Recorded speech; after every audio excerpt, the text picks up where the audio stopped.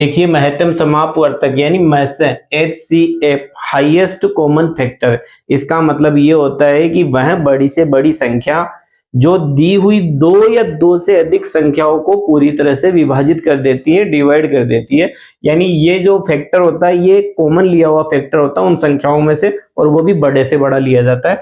इससे पहले हमने पढ़ा था लैसे, लैसे का मतलब ले लो 7, और यहाँ मैसे से आपको ये याद रखना है कि मत लो 7, यानी जो संख्या आपको दी हुई है उनको आप अलग अलग उनके अभाज्य गुणनखंड करेंगे और फिर लास्ट में उनका मैसे निकालते हैं। आइए देखिए कोई संख्या लेते हैं हम, जैसे हमारे पास संख्या है 24, 48 और 72, ये संख्या हमारे पास है। इनका हमें HCF निकालना है यानी मैसे, मैसे का मतलब मत लो 7, तो अलग अलग करना है इनको।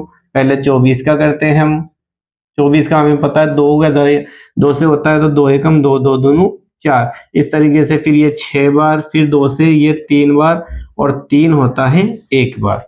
इस तरीके से इनको गुणा के रूप में लिख लिया जाएगा, 2 गुणा 2 गुणा 2 गुणा 3।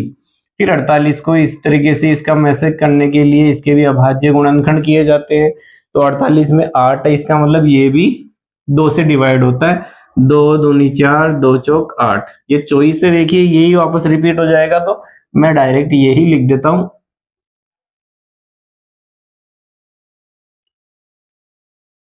इस तरीके से हो गया। इसको भी हम गुणा के रूप में लिख देंगे, 2 गुणा 2 गुणा 2 गुणा 2 और गुणा 3। इसके बाद लास्ट हमारे पास बचता है यहाँ पे 72 यानी 72। 72 में भी आपको पता है इकाई का अंक 2 है, तो ये भी 2 से ही डिवाइड होगा। 2 से डिवाइड होगा तो देखो 2 तिया 6, यहाँ पे वो अंक लिखना है कि पहाड़ा कितनी बार बोला गया है, डिवाइड कितनी बार किया गया वो लिखना है।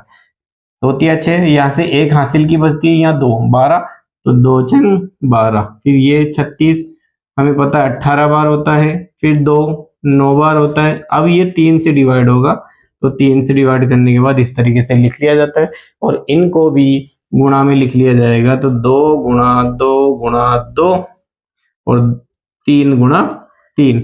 इस तरीके से लिखने के बाद इन सभी संख्याओं में से हमें हाईएस्ट कॉमन फैक्टर निकालना है, यानी कि तीनों ही संख्याओं में जो कॉमन संख्या है उनको बाहर निकाल लेना। आप देखिए इसमें 2 है, इसमें भी 2 है और इसमें भी 2 है। एक बार 2 सब में है तो 2 एक बार लिख दिया जाएगा। इसके बाद दूसरी बार भी है इसमें, ये डबल हो गया। ये 3 बार भी है सब में। आगे देखिए तो 3 बार इसको यहाँ लिख लेते हैं हम। इसके बाद देखिए इसमें चौथी बार नहीं है, तो इस तरीके से इनमें इसमें है लेकिन इसमें नहीं है, तो जो सभी में हो वो बाहर निकालना है। तो इसमें देखिए अब 3 सब में है एक एक बार कम से कम, तो इस 3 को भी हम बाहर निकाल लेते हैं। ये कॉमन ले लिया, इन्हीं संख्याओं को हम गुणा कर देंगे, मल्टीप्लाई कर देंगे, और हमारा जो मैसे है या HCF है वो इन संख्याओं का हमें मिल जाता है। आइए देखिए, 2 दूनू 4, 4 दूनू 8, 8 तिया 24, ये 24 इसका मैसे हमें मिल जाता है। 24 का मतलब ये है बड़े से बड़ा मैसे है इसका आंसर। कहने का मतलब यह है वह संख्या है हाईएस्ट कॉमन फैक्टर जो इन सभी को डिवाइड कर देता है। आगे देखिए अगला सवाल और हमारे पास है 25, 75 और 150 का HCF निकालना हमें। तो देखिए इसका निकालने के लिए इनको भी अलग अलग अभाज्य गुणनखंड विधि से किया जाएगा। पहले 25 का हमें पता है इसके इकाई का अंक 0 2 4 6 8 नहीं है, मतलब 2 का इसमें भाग नहीं जा सकता। 3 का नियम ये कहता है सभी को जोड़ ले, 5 और 2 7, 3 का भी नहीं जाता है। अब अभाज्य संख्याओं में 2 गई 3 गई, 5 बच रही है, 5 कहता है इकाई का अंक 5 हो, तो 5 से डिवाइड होती है ये, 5 25 और 5 एकम 5, इस तरीके से ये हो जाती है। तो इनको गुणा में लिख लिया जाएगा, 5 गुणा 5।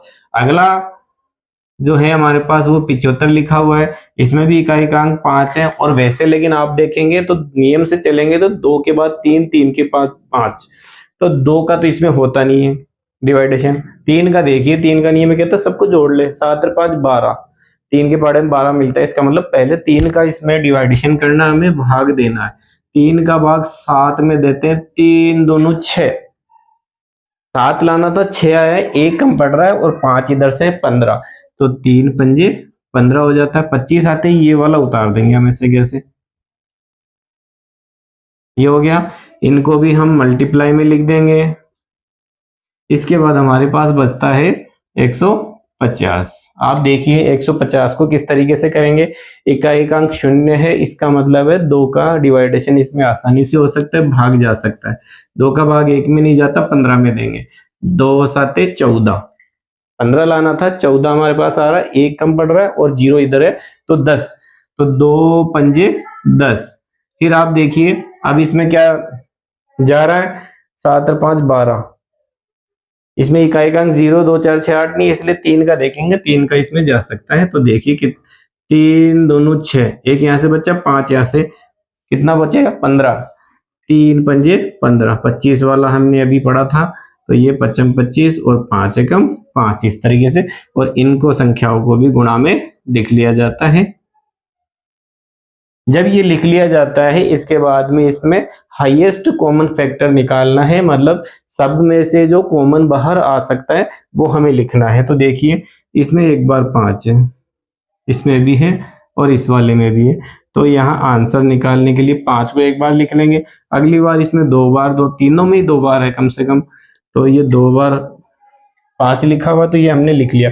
इसके बाद कोई संख्या ऐसी नहीं है जो सभी के साथ हो, तो इन्हीं को गुणा कर दिया जाता है और इनका आंसर हमें 25 मिल जाता है।